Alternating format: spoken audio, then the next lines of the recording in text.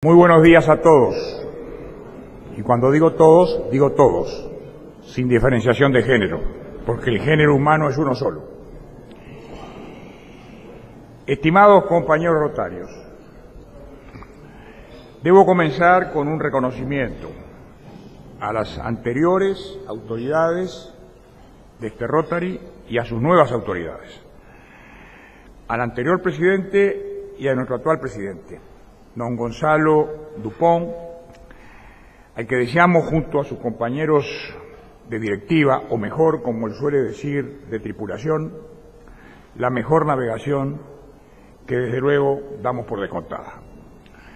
Llegue también un especial saludo a los gobernadores del Distrito 4970, señora Olga Sánchez Llamosa, y al gobernador del Distrito 4980, señor Luis Rodríguez, que me precediera hace unos instantes, por su activa participación en la organización de esta instancia. Y luego, naturalmente, saludar también, como corresponde, a todos los gobernadores y amigos rotarios aquí presentes.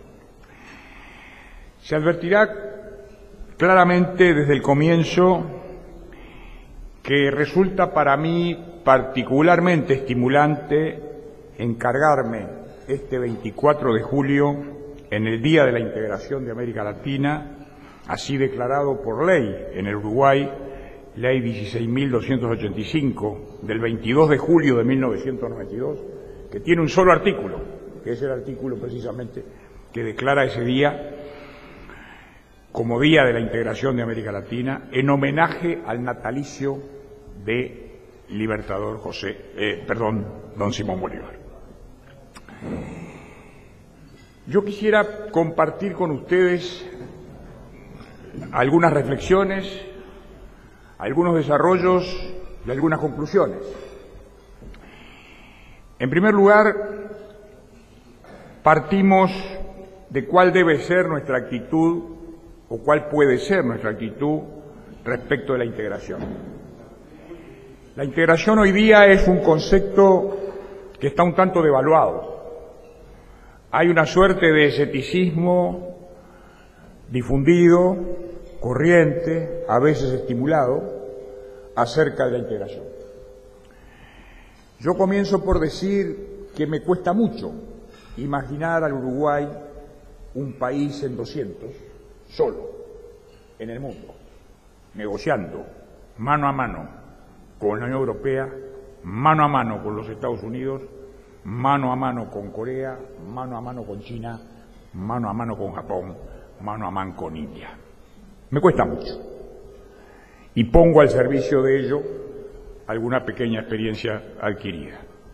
Es difícil para un país pequeño siempre al interior de los agrupamientos y mucho más difícil aún fuera de los agrupamientos.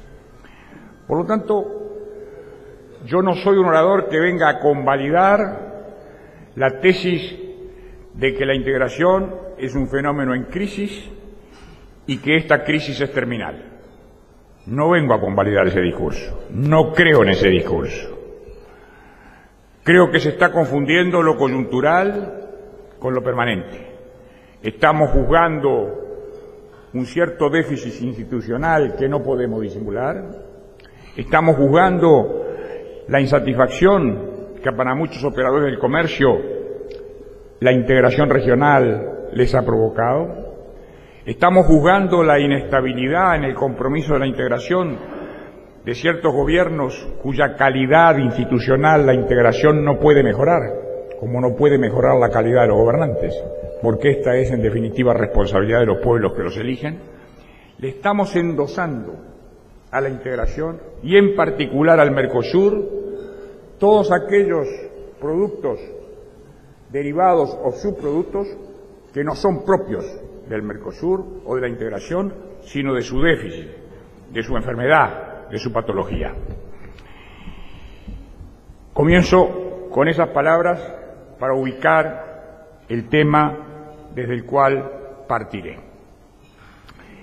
Partimos de una interrogante en que trataremos de contestar siguiendo a don Rodolfo Almeida, que en sus páginas rotarias nos recuerda que Rotary con sus 8.900 agencias distribuidas en todo el mundo, vende ideas. A mí nunca me ha gustado la expresión vender ideas. No la practico, no la utilizo, prefiero hablar de persuadir, prefiero hablar de convencer, porque creo que si hay una cosa que no se puede vender son las ideas.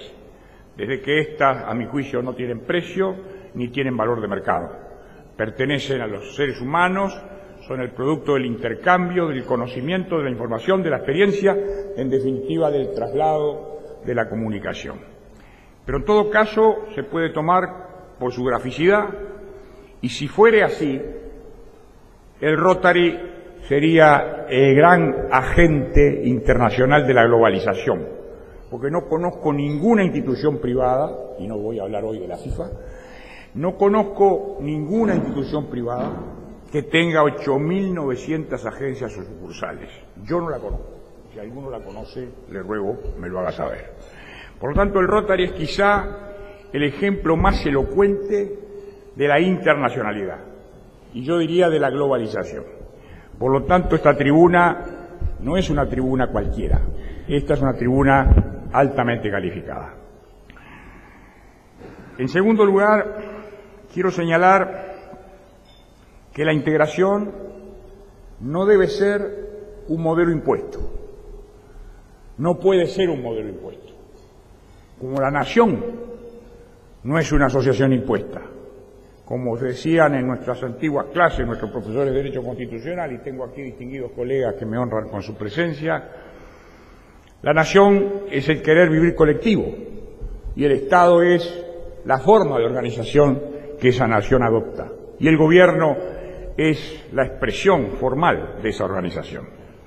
Por lo tanto, distingamos, la integración no es un Estado, la integración no es un modelo impuesto por la norma, la integración no es un modelo impuesto por la nación, es un modelo que deriva de ciertos factores naturales, la mayoría de ellos. La geografía, en este caso la vecindad, la historia, determinados acontecimientos sucedidos a lo largo de los siglos, por lo tanto un elemento histórico-geográfico muy fuerte, y luego además un elemento que a veces suele diluirse, que es la vecindad. La vecindad es un concepto muy rico. El concepto de vecino es un concepto cargado de contenido. Lo es en el campo, lo es en la ciudad, o lo era en la ciudad. Un elemento aglutinante. La integración necesita de elementos aglutinantes. No hay integración sin elementos aglutinantes.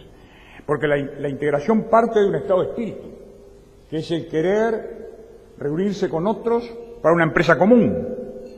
No hay integración sin ese espíritu. No hay integración sin ese cordón umbilical que nutre a todos sus integrantes. Por lo tanto, en esta segunda idea va de suyo que la geografía, la historia, la vecindad son factores determinantes. Pero también hay factores vivos, actuantes, presentes, que son los recursos naturales compartidos. Con nuestro colega y amigo Edison González Lapeire venimos navegando en este proceloso río y mar que él conoce por navegante y por experto mucho mejor que yo. Yo conozco algo más de tambos. Pero en definitiva, podríamos decir que en este elemento de los recursos naturales compartidos está quizá uno de los factores más determinantes de la integración. Piensen por un instante en Europa. ¿Qué hizo nacer la Europa occidental? El carbón y el acero, recursos naturales. ¿Cuál fue el gran aporte en ese tiempo? El compartirlos. ¿Cuál fue el igual disuasivo de una posible gran guerra renovada después del 45? ¿Cuál fue el gran disuasivo?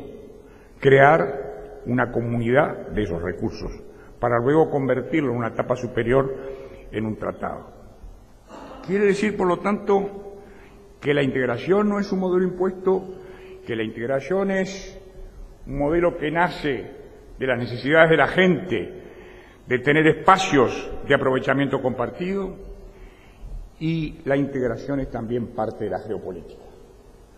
La geopolítica es una palabra un poco pretenciosa, porque bajo el rótulo de geopolítica se ocultan muchas veces segundos pensamientos, que están más ligados al poder que a la política misma.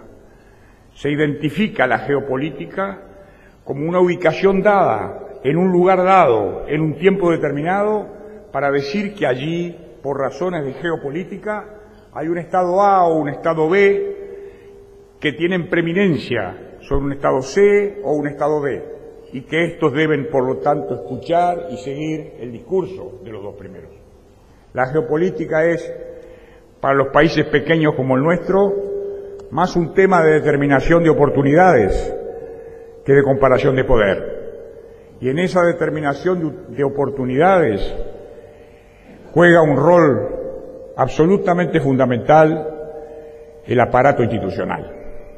No hay integración sana sin un aparato institucional bien dotado, sin un sistema de decisiones, toma de decisiones suficientemente orgánico, suficientemente previsible, suficientemente seguro, sujeto a la regla de derecho, tanto a la hora de la membresía como a la hora de dictar sentencias, tanto a la hora de emitir laudos como a la hora de conjurar conflictos.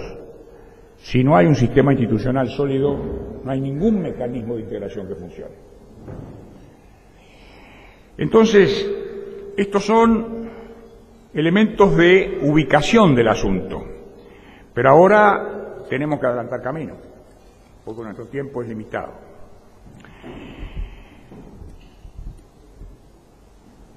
Mojón número 1, estación número 1. La integración es una herramienta de inserción internacional.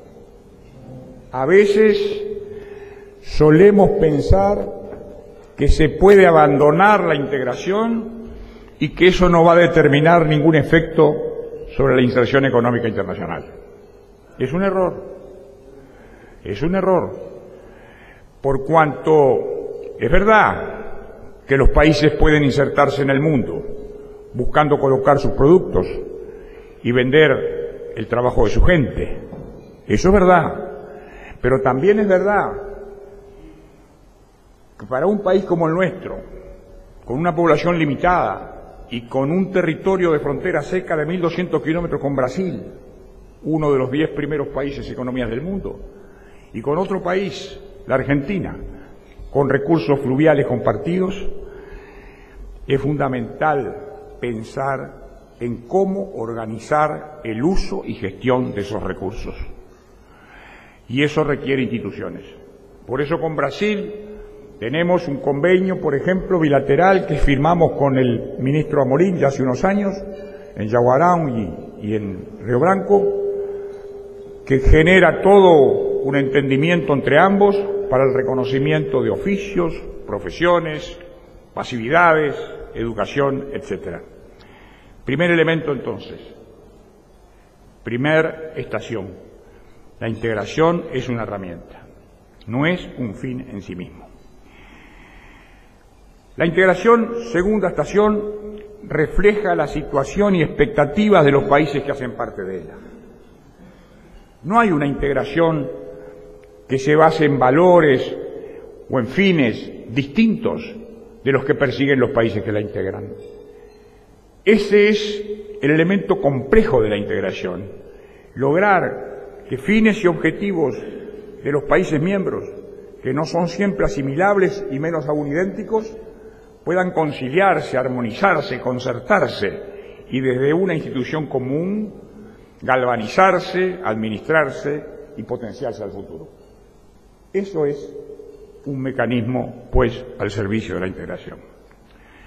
Tercera estación. Debemos salir del terreno de la retórica para poner el tema en la realidad. La convocatoria de homenaje a Simón Bolívar, que tiene la ley que mencioné al comienzo, la 16.285 de nuestro país, puede conducir fácilmente a la epopeya un tanto locuaz y yo diría literaria de la evocación, tendencia a la que los latinoamericanos somos muy proclives. Sin embargo, cuando tomamos en sintonía actual la figura de Simón Bolívar y vemos el liderazgo y la capacidad de irradiación de su actividad fuera del espacio natural al que pertenecía, y vemos también el destino de algunos de los países en los cuales él sembró la idea de unión de los países, vemos cuánto hay de realidad y no de mera retórica en la evocación de ese antecedente. Por lo tanto, tercera estación, la integración es un tema de la realidad. Cuarta estación, se dice que la integración está en llamas. Lo dice Carlos Maggi en El País del día 20, en una nota formidable, donde a pretexto del campeonato mundial y del hinchismo por Alemania, del que él mismo se siente parte,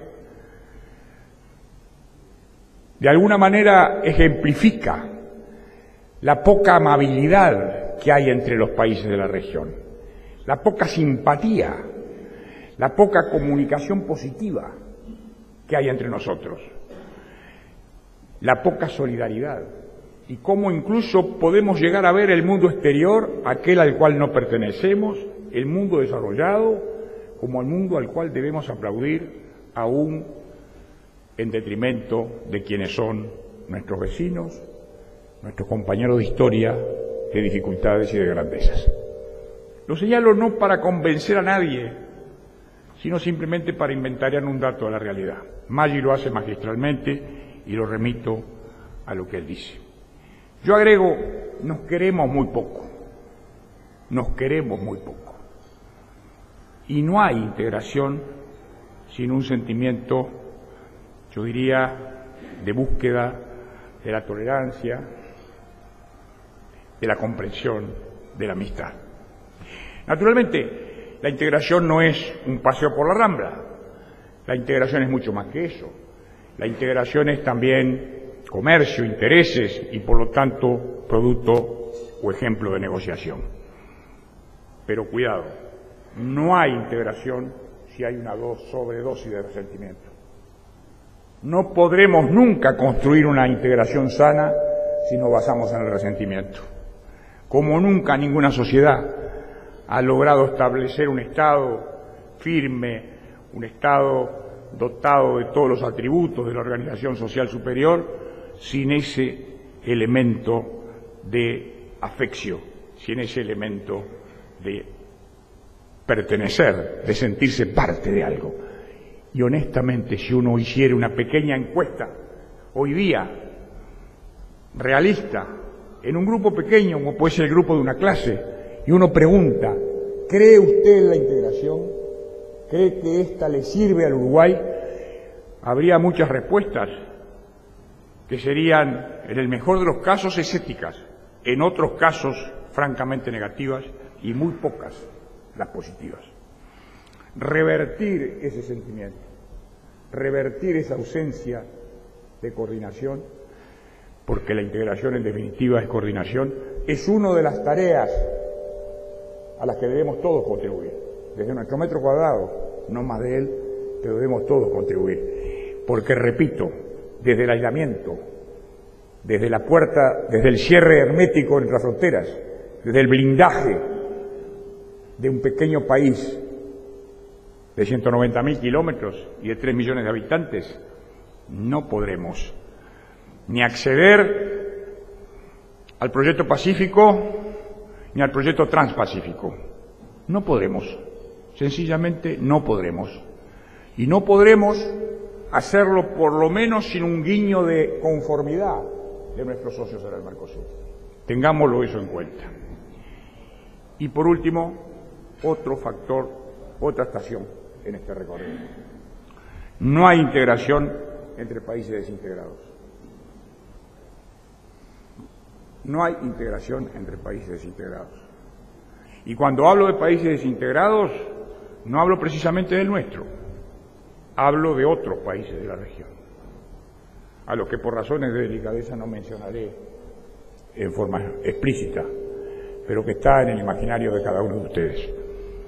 Estados federales que no han logrado hacer de la federación un instrumento de armonía política y un elemento de distribución equitativa de los recursos fiscales, que no han logrado de esos países hacer de ellos una federación auténtica, sino que simplemente se han munido de esa denominación para garantizar planteos localistas cuasi feudales de muchos jefes originarios de cada una de esas provincias.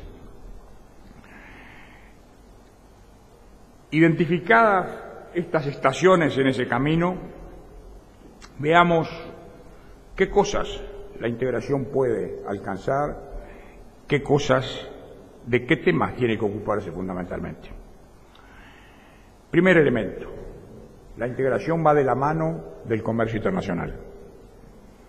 La integración nació originariamente como un capítulo dentro del comercio internacional, que dejó de ser un comercio bilateral o acompañó al comercio bilateral en un plano multilateral acotado para ser en algunos casos un encare multilateral amplio. Y así, por ejemplo, tenemos para esa situación histórica, para esa vocación histórica, la Liga Hanseática. Yo tuve la suerte hace 2 años de estar en Bergen, en Noruega, y Bergen fue en algún momento el lugar desde el cual Noruega le vendía pescado seco a Francia en el 1200. Todavía están allí las instalaciones de aquellos establecimientos. Yo sé que a veces me alejo del micrófono, es una manía que tengo. Esta Liga Hanseática es un antecedente, vale la pena recordarlo. La integración va de la mano del comercio internacional. Segundo elemento. En América Latina la integración nace formalmente en los 60. Es la visión cepalina, la visión de la CEPAL, que lleva en el 60 la creación de la LAL y en el 80 la creación de ALADI, y en el 64 y 67 la creación de la Comunidad Andina. Vale decir, una consagración formal de la integración, con muchas expectativas y con mucho vigor, con mucha esperanza, con mucha fe, que luego el tiempo se encargaría de moderar. En nuestra región, el Mercosur. Este es el tercer elemento que no podemos dejar de mencionar. Acuerdo que nace en Asunción, rodeado de un cúmulo de expectativas de ampliación del mercado. Esa era la gran idea, que el Uruguay pudiera llegar a mercados más amplios. Esa era la idea que inspiraba a quienes negociaron y se sumaron a la negociación original de Argentina y Brasil. Ese era el propósito. Sin embargo, las asimetrías dominaron, los proteccionismos renacieron, y una economía que se basa en un consumo interno escaso como es el nuestro, tiene que buscar afuera ampliar sus mercados, a diferencia de aquellos países que tienen un gran mercado interno. Los que tienen un gran mercado interno pueden darse el lujo de mirar solo a su mercado o predominantemente a su mercado. Nosotros no. Por lo tanto, frente a estas situaciones así planteadas, cabe preguntarse, ¿estamos siguiendo el derrotero marcado por los 50, por los 60, por los 80, por los 90 y hasta muy ya cerca del año 2000? ¿Estamos siguiendo ese derrotero? ¿Hay una firme vocación de profundizar la integración o al menos de consolidarla? Este es un encargo para los gobiernos. Este es un tema que debería ser tema de la agenda política, porque lo coyuntural hoy es noticia, mañana es crónica y pasado ya no es historia. En cambio, la integración tiene arraigos, tiene cimientos, tiene fuentes que permiten darle un sustento no perecedero. Por lo tanto, cabe preguntarse, ¿la integración es un destino o es una opción? Si es un destino, podríamos resignarnos frente a él o negarlo, como todos los destinos. Si es una opción, podremos ejercer nuestra voluntad y decir si nos inclinamos por ella o por no. La integración es ideología. Tiene que estar asociada al alineamiento ideológico. Para ser parte de un fenómeno de integración o de un mecanismo de integración hay que comulgar en los altares de determinada ideología. ¿O es posible hacerlo desde una visión de articulación de distintos pensamientos? Pensemos en eso.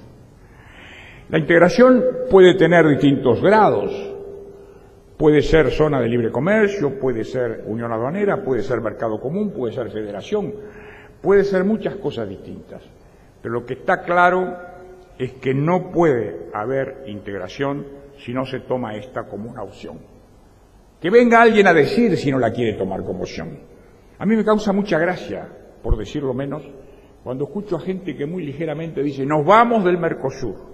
Y yo siempre les digo, ¿a dónde? ¿A dónde nos vamos? Le exportamos 2.000 millones de dólares, aproximadamente. Mutati mutandi, 2.000, 2.200, 1.800 según los tiempos. Nos vamos del Mercosur. ¿Alguien puede creer que eso es gratis? ¿Alguien puede creer que, como dicen los españoles, plantarle cara al Mercosur y decir nos vamos, va a ser gratis? No. Va a tener seguramente un alto costo. Los que así se pronuncian han pensado en el costo, que todo lo calculan además, porque vivimos el tiempo de los economistas, en que todo es calculable, pero sujeto a error que naturalmente no se patentiza por la sentencia de un juez, sino que queda albergada en la crónica literaria de los economistas. Es decir, podemos irnos del Mercosur, sí, pero asumiendo a dónde vamos a ir, con quién nos vamos a juntar. ¿Nos vamos a juntar con el Pacífico solos nosotros? ¿Nos vamos a hacer la ilusión de que los Estados Unidos y el Canadá nos van a abrir sus puertas para sendos acuerdos de libre comercio a Uruguay solo? No. Lo hicimos con México desde la integración, porque con México el tratado bilateral de comercio que está dando sus frutos fue negociado desde el Mercosur y como contrapartida de otras negociaciones del Mercosur. Quiere decir que el Mercosur también ofrece posibilidades de negociación. Y yo he traído para mostrarles a ustedes, esto no es televisión, pero de alguna manera pueden ir, así imaginarla. Todo es negativo. Sin embargo, acá hay un proyecto FOSEN. ¿Ustedes saben lo que es el FOSEN? El FOSEN es el Fondo para la Convergencia Estructural del Mercosur. Es muy escaso todavía, es muy pobre todavía. No tiene todos los recursos que necesita, pero a base de este FOSEN se está licitando el tramo Piedrasol-Algorta del ferrocarril. Acá está, búsqueda el día 17 de julio. Acá está el llamado a licitación. Ejemplos como este, pero en medida mayor, dieron por fruto esa red de carreteras, esa malla de comunicaciones fantástica que tiene Europa y de la que todos nos beneficiamos, empezando por los propios europeos. Bien, ahí está una luz. Encender otras, o no dejar apagar las que ya existen, es tarea fundamental. Vale decir, es tarea de gobierno, es tarea de gestión, es tarea de administración. Para ir concluyendo,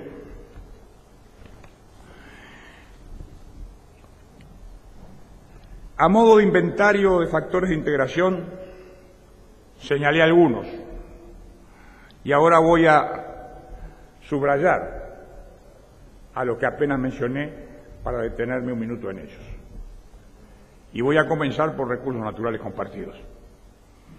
¿Es posible que los ríos, los puertos, los canales, la navegación, las facilidades portuarias, el balizaje, todo lo que hace al comportamiento del transporte internacional por vías acuáticas, es posible que sea un escenario de controversia y de hostilidad por parte de aquel Estado que simplemente en base exclusiva a sus propios intereses nacionales desconoce acuerdos internacionales en vigor? No es posible. Una integración vigorosa debe hacerse de tal forma de impedir que esos fenómenos ocurran.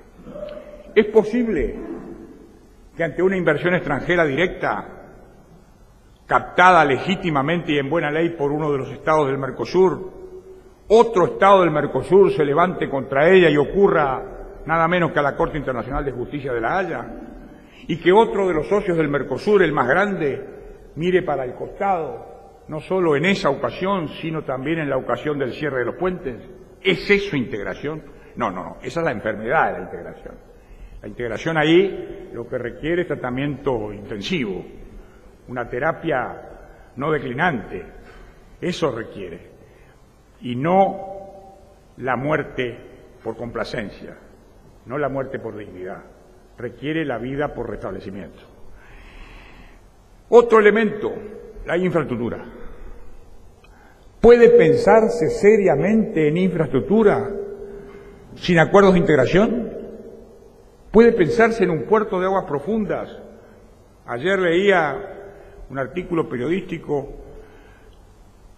que se alinea en la posición que ha sostenido entre nosotros el doctor González Lapeire, yo diría de la inviabilidad del puerto en cuanto de aguas profundas, en cuanto a la imposibilidad de captar esa carga de más de 50 millones de toneladas. Me corrigen, por favor, que esto lo maneja mucho mejor Edison que yo. Y cuando se empieza a hacer la suma, el periodista no le cierra, no le da la suma, no llega a eso. Entonces yo razono de esta manera, razono con un cuento que me hicieron algunos amigos. Va un economista muy distinguido a China y lo llevan a visitar distintas obras. Y en una de las obras le muestran un enorme puente en tierra seca, un puente cuyas cabeceras dan en tierra seca. Y el vano del puente, abajo, tierra seca. Entonces el economista pregunta, pero dígame, ¿y esto cómo es? ¿Un puente? Si acá no hay agua. No, el río lo vamos a hacer después.